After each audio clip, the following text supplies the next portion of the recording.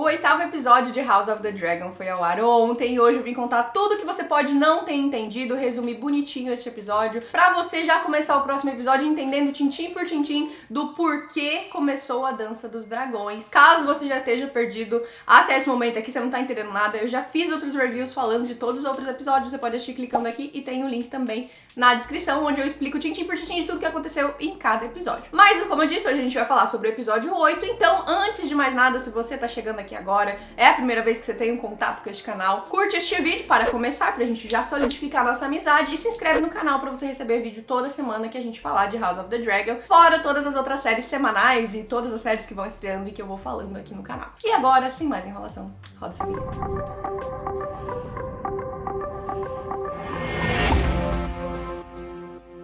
6 anos se passaram entre o episódio passado e o episódio 8 e a gente já começa com uma treta rolando ali nos degraus novamente. Lembra que lá no episódio, lá no comecinho da temporada, a gente falou sobre a guerra dos degraus e que o Daemon foi lá, botou fogo e tudo. Porém, depois da guerra, o Daemon abriu de mão, né? Acabou não levando mais os dragões pra guerra, deixou quieto e a tríade se reergueu e foi lá e começou a guerra outra vez. 6 anos se passaram e o Corlys está defendendo seus territórios no mar e foi participar dessa guerra e quem tá ali ocupando o trono, governando, é a esposa dele que tá ali em Derivamarca, meio que legislando tudo ali, governando ali o rolê. E aí chegam as informações de que ele tá gravemente ferido e muito perto de morrer, né? Tá por um triz assim. E por isso começa-se toda uma discussão de quem vai herdar o trono de Derivamarca, porque a gente tem que lembrar que o rei, o Jacaerys, né, o rei herdeiro do rei, o filho da Rhaenyra, vai ser o futuro rei de Westeros. Então, obviamente, a gente não pode colocar o governante do trono de ferro pra governar o trono de madeira. Não tem como, a gente tem que dar aí uma coisa pra cada um, porque não tem como. Ele governa 7 reinos, ele governa cada reino unificado. Então não dá. Então por isso passaria ao segundo por direito, que seria o segundo filho, no caso, o Lucerys. O problema é que muito se é discutido nesse episódio sobre a legitimidade dos filhos da Rhaenyra com o Laenor Velaryon. Por quê? A gente já sabe que no episódio passado, 6 anos antes desse episódio aqui, ele morreu e saiu vazado. E a gente soube também que a Rhaenys, ela culpa a Rhaenyra pela morte do filho dela, pensando de que ela matou ele para poder se casar, porque ela não tá muito errada, mas em partes. Mas enfim, plano meio doido. E com isso começa-se toda uma discussão em quem vai herdar o trono de madeira. Porque como a gente já disse, por direito seria o Lucerys. Mas o irmão do Corlys decide aparecer, sair do seu buraco, que a gente nunca viu, e falar que quer o trono pra ele. Por quê? Segundo ele, os filhos da Rhaenyra com o Laenor são bastardos. Mas não pode falar, porque o rei falou que vai cortar a língua de quem falar. E por isso ele começa a falar que ele quer que o sangue dele permaneça, que todo mundo sabe que eles não são filhos de verdade, e que ele quer que a linhagem dos Velaryon siga, e que vocês sabem que se continuar sendo herdado pelo Lucerys, vai morrer, porque o Lucerys não tem sangue Velaryon. E tudo isso faz com que a gente seja levado a King's Landing, porque o irmão dele decide ir levar esse caso pra King's Landing pro rei. Acontece que o rei tá muito pobre, a definição de xoxo, capenga, manco foi atualizada, e ele tá de cama, ele tá ali muito mal, mas já a gente ia falar só sobre o Lucerys. Por isso, quem tá ali tomando as decisões e governando enquanto o rei não tá disposto, não tá podendo, é a rainha Alicent Hightower e o mão do rei, o Otto Hightower. Em teoria, o Otto tem mais poder que a Alicent, mas a Alicent é a rainha. Então eles estão tomando meio que ali as decisões juntas. Uma coisa muito importante que talvez você não tenha entendido sobre o episódio é que em Westeros a gente tem a religião dos 7. Os 7 nada mais são do que os 7 deuses que eles acreditam e têm fé. E com isso, começa-se a usar muito o estandarte dos 7 deuses, que é a estrela de 7 pontas. Você vai estar muito presente no episódio, principalmente no colar que a Alicent está usando. E aí você se pergunta, mas o que tem a ver? É a fé deles, né? Eles estão usando ali os negócios. Fica mais fácil de entender quando a Rhaenyra chega no castelo. Por quê? A Rhaenyra tá indo visitar porque ela fica sabendo de todo esse babado que tá rolando em Derivamarca, de todo esse questionamento sobre a sucessão, porque uma vez questionado se o Lucerys vai herdar Derivamarca, significa que todo mundo tá acusando os filhos dela de serem bastardos. Os filhos dela sendo bastardos, ela quando for rainha não tem não tem entre aspas, porque agora ela tem os filhos do Daemon, né? Mas não tem um herdeiro legítimo. Então questiona toda a sucessão dela. Chegando no castelo, ela nota que todos os estandartes Targaryen, todos os símbolos Targaryen, todas as bandeiras, todas as coisas que dão valor à casa Targaryen não estão mais presentes. Então, quando a gente chega logo no castelo, primeiro que ela nem é recebida, né? E depois a gente vê que foi intencional. Eu já imaginava que era intencional. O Otto mesmo fala que é intencional, que ninguém foi receber eles pra, tipo assim, esculhambar eles mesmos. Falar, tipo, vocês não são nada. E ela começa a olhar pros lugares e falar, eu nem mesmo reconheço a este lugar. Queria dizer que me sinto em casa, mas não me sinto. Por quê? tá cheio de estrela pra todo canto, o símbolo dos deuses, e retirado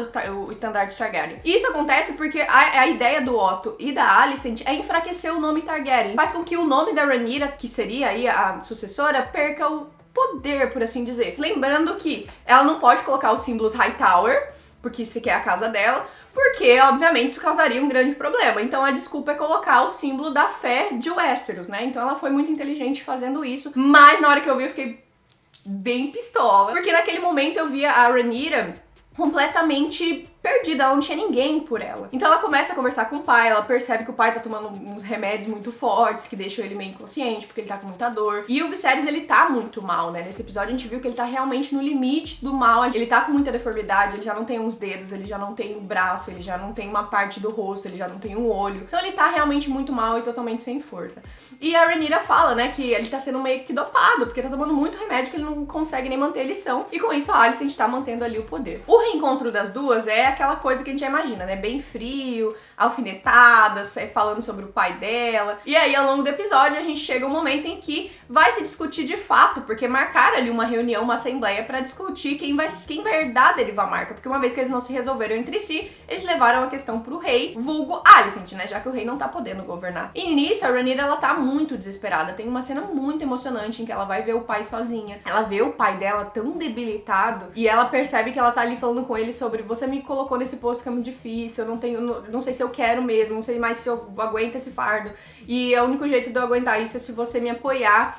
E ela olha o que ela tá falando, pelo menos eu interpretei dessa maneira, né? Pode ser que ela estivesse chorando por si mesma, mas na minha interpretação eu acho que é um conjunto de tudo. E ela se vê na posição de tipo: olha o meu pai morrendo, o meu pai que queria o melhor pra mim. E eu tô aqui pedindo coisas egoístas, sabe? Pedindo coisas pra mim. E aí ela tem aquele momento em que ela senta ali no colo do pai e ela chora. Lembrando que um pouco antes disso, o rei tá ali se tratando, tomando os remédios, limpando as feridas, e ele fala que ele não quer tomar o leite de papoula porque ele quer uma reunião, um jantar ali naquela noite, então ele quer citação, porque acho que ele já sente que ele realmente tá muito próximo do fim, que tá pra acabar mesmo a vida dele. Então ele marca esse jantar e acaba não tomando a medicação. Porém, durante a assembleia, tudo corre muito mal para a família Targaryen, pra parte da Rhaenyra. O irmão do Corlys tá ali metendo pau e tá falando que ele que tem o direito, porque ele sim tem sangue Velaryon. Mesmo se cortarem as veias dele e deixar cair o sangue Velaryon no chão, ela não reconheceria, porque nenhum sangue deste corre na veia dos filhos dela. E tá todo mundo ali meio que em choque, tá toda uma situação muito ruim pra Rhaenyra. Quando chega a vez de Rhaenyra falar, quem fala por ela é o pai. O pai entra numa cena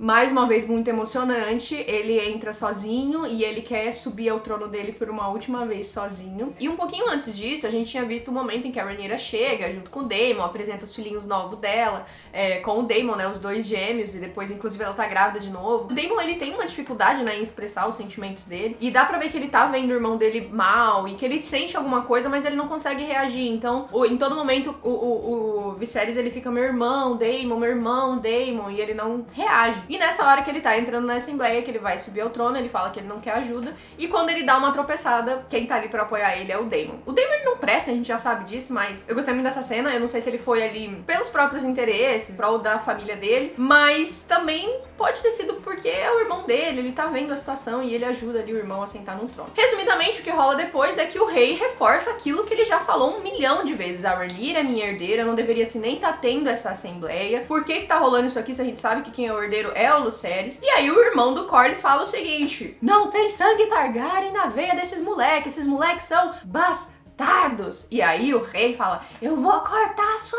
língua. E menina, eu falei: esse rei vai cortar minha mãe, vão segurar aí pro rei cortar. Não tava conseguindo nem matar o cervo no outro episódio, mas ele vai cortar a língua desse cara. Mas antes mesmo que a gente conseguisse raciocinar, antes mesmo que a gente imaginasse quem vem defender sua amada, ele mesmo, Daemon Targaryen, com um único golpe, muito samurai, ele me corta a cabeça fora. E a gente só vê a linguinha pendurada. E ele ainda solta a frase de efeito: ele não precisa mais da língua. Ele pode ficar com a língua, aliás, com a cabecinha dele metade rolando ali no chão e todo mundo meio que em choque, assim, né? Uma coisa maravilhosa. Eu amei. Eu não vou falar nada, pois amei. Acho maravilhoso. Analisando friamente a história, eu acho a Rhaenyra um pouco errada. muito. Mas, ao mesmo tempo, eu não consigo não ficar do lado dela. Eu tenho raiva da Alice, eu tenho muita raiva dela. Embora ela tenha em certas partes razões, eu acho que é tudo uma sequência de maus entendidos. Inclusive, mais pra frente, durante o jantar, que a gente vai falar agora, quando tá rolando ali o banquete que o rei reuniu e que ele queria ver todas as pessoas que ele mais gosta, ele começa a fazer um discurso falando que ele não vai viver muito tempo, que ele é o seu rei, o seu marido, o seu pai, o seu irmão, o seu avô. E que ele só quer ver as pessoas em paz. Então começa ali uma sequência de brinde, tem muito sarcasmo, mas a única parte verdadeira é que quem é a primeira pessoa a se levantar, a oferecer um brinde, quem levanta a primeira taça, é a Rhaenyra, que levanta a taça dela pra rainha que tem cuidado do pai dela com tanto fervor durante tantos anos, com tanta lealdade. E a rainha levanta de volta pra Rhaenyra. Nesse momento eu tava um pouco assim, acho isso um pouco sarcástico, mas tudo bem, seguimos. E ela fala que elas são mães e que elas têm mais em comum do que imaginam, e depois começa um levantamento de taça atrás do outro, tem os meninos ali tudo se alfinetando, mas eu achei que não era tão real até chegar no final do episódio, do banquete, em que as duas conversam. E ela fala, você já tá indo embora, nananã. E a Rhaenyra fala, eu vou voltar, eu volto com o meu dragão. E aí eu achei que começou uma paz ao se instaurar ali. Vai continuar? Não, a gente já sabe que longe disso. Inclusive o babado bem forte que vem aí. Agora, falando de outro grupinho neste banquete, a gente tem que falar sobre o Lucerys e o Jaehaerys Harris, que são filhos do Hardin Strong, que morreu aí uns episódios atrás. Todo mundo já sabe que eles são bastardos, o reino inteiro sabe que eles são bastardos, só o rei não aceita, e por isso ele já sabe que ele quer que a Rhaenyra seja aí a rainha. Isso já tá dito desde o praticamente o primeiro episódio, a gente já sabe que é isso que vai acontecer. Mas, como eles são bastardos, tudo que a Rhaenyra luta e tudo que se veria depois dela, os herdeiros, é questionado, né? Porque, putz, ela foi uma rainha sem princípios, que traiu o marido, que não teve o casamento consumado, não tiveram filhos, então, enfim, tem toda uma questão por trás disso. A partir deste ponto, a gente sabe que os herdeiros, filhos, outros filhos aí do rei Viserys, como por exemplo o Aegon e o Aemond, que são aí filhos legítimos do rei, do atual casamento dele,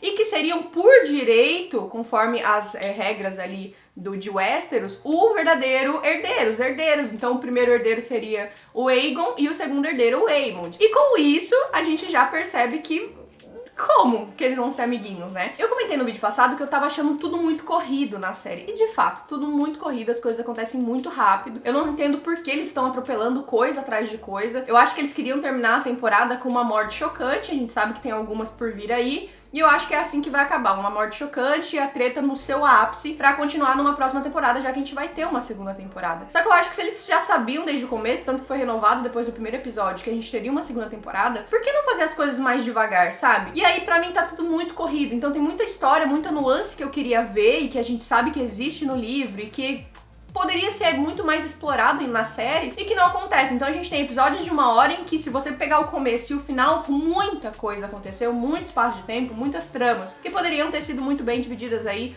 pra mais temporadas. Na minha opinião, por exemplo, poderia ter sido muito mais explorada a história do Harwin e da Rhaenyra, uma coisa que poderia ser muito mais bem dita. O casamento do Daemon com a Laena poderia ser muito mais bem feito. Então, pra mim, se você dividisse essa temporada no meio, teria dado certo. Dividindo certinho as questões, teria dado certo. Não precisava ser tão corrido assim. Mas o fato é que estamos aqui neste episódio 8, em que aconteceu toda essa treta aí, e no momento atual, voltamos ao banquete, pois dei uma volta, mas aqui voltamos ao banquete, e tá rolando uma chuva de alfinetada. A famigerada frase que a gente esperou tanto, quem leu o livro esperou tanto, que é, vocês são crianças tão fortes, rolou. Eu achei que não ia rolar, porque nesse momento já tinha saído ali a galera, o rei já tinha ido se deitar, então rola e o Aemond vira e fala, vocês são os garotos tão fortes, um brinde aos meus sobrinhos. Em inglês, pra quem não entendeu, o sobrenome do Harwin Strong, né, que é o carinha lá, que é o pai biológico das crianças. Então, em inglês, Strong, o sobrenome Strong, também é uma palavra que significa forte. Então, quando ele fala, os meus sobrinhos estão fortes, ele tá se referindo ao sobrenome, Strong. Então, os meus sobrinhos estão Strong, assumindo na mesa que eles são bastardos. Aí começa uma loucura, todo mundo, os meninos querem bater no Aemond, vai começar uma treta muito louca ali. Mas o Daemon, gente, ele levanta, os meninos baixam a bolinha na hora. O respeito que Lucerys e o Jaehaerys têm pelo Daemon deu pra ver que tá altíssimo, assim, realmente o que ele fala vai ser lei. E eu acho que isso vai ser importante pros próximos episódios, porque a gente sabe que vai ter as tretas, então muito provavelmente o que o Daemon decidir é o que as crianças vão fazer. E pra finalizar o episódio, a gente tem uma cena que me deixa um pouco confusa. Mais pro meio do episódio ali, a Rhaenyra tá conversando com o pai e eles falam, né, sobre a profecia de Gelo e Fogo, que já foi citada no começo da temporada, que ninguém entende porque tacaram isso aí na série. Mas aparentemente agora a gente vai ter uma explicação, assim, mais ou menos. Mais tarde, quando o Viserys tá deitado na cama conversando com a Alicent, ele começa a delirar e falar sobre a canção de Gelo e Fogo, sobre a profecia. E eu não entendi muito bem porque que ele me soltou uma dessa, mas ele tava falando do Aegon Conquistador, ela entendeu que ele tava falando do Aegon, filho dela, e falou que queria que o príncipe prometido deveria reinar, e ela entendeu que o príncipe prometido era o Aegon e que ele tava pedindo pro Aegon governar e ele queria que o Aegon fosse o rei. Isso só vai reforçar a ideia de que a Alicent foi uma boa rainha, porque agora ela vai voltar atrás sobre tudo que ela falou sobre a Rhaenyra, porque nesse episódio ela reafirmou que a Rhaenyra seria uma boa rainha, porque foi o último desejo do Viserys, sendo que ele tava ali, na verdade, dando uma alucinada, né? Pelo menos foi isso que eu entendi. Ele não tava pedindo